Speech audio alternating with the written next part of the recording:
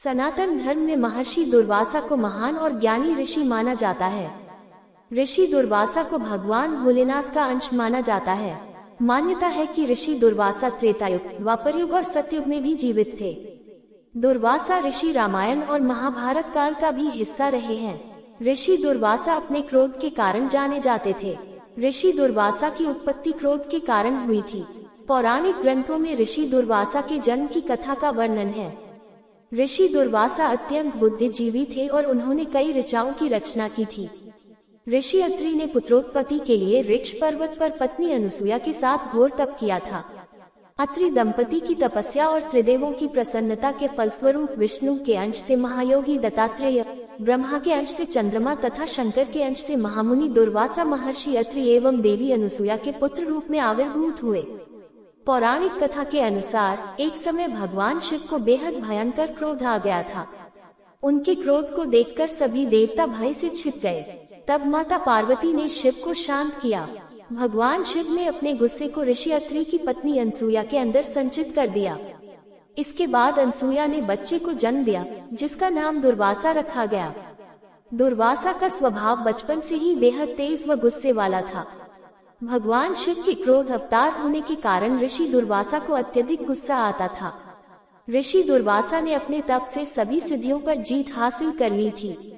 ऋषि दुर्वासा ने यमुना नदी के किनारे अपने आश्रम का निर्माण किया और अपना पूरा जीवन आश्रम में बिताया।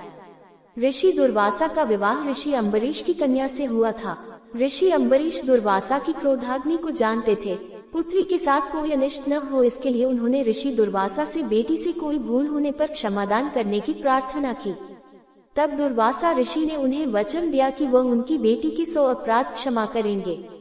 ऋषि दुर्वासा की पत्नी का नाम था कंदली, जो कि स्वभाव से कर्मठ और बहुत समझदार थी।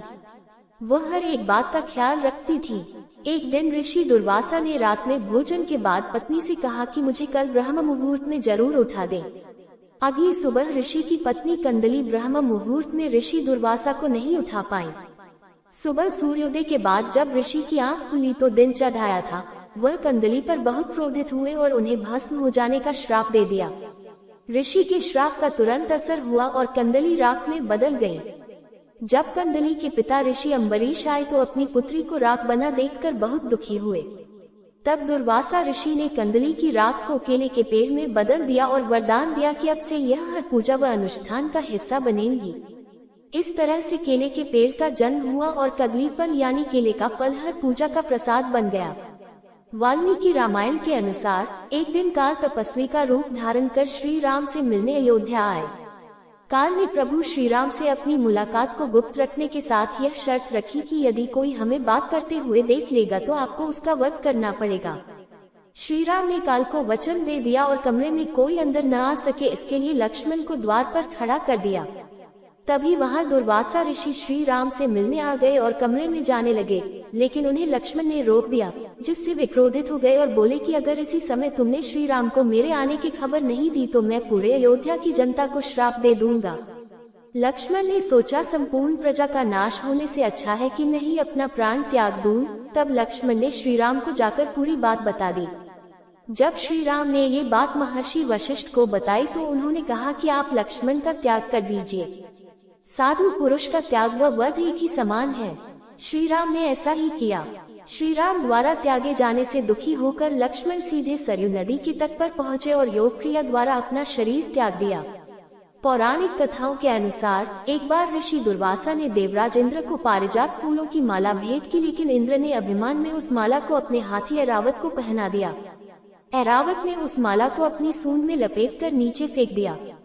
अपने उपहार की ये दुर्दशा देखकर ऋषि दुर्वासा बहुत क्रोधित हुए और उन्होंने इंद्र सहित पूरे स्वर्ग को श्रीहीन होने का श्राप दे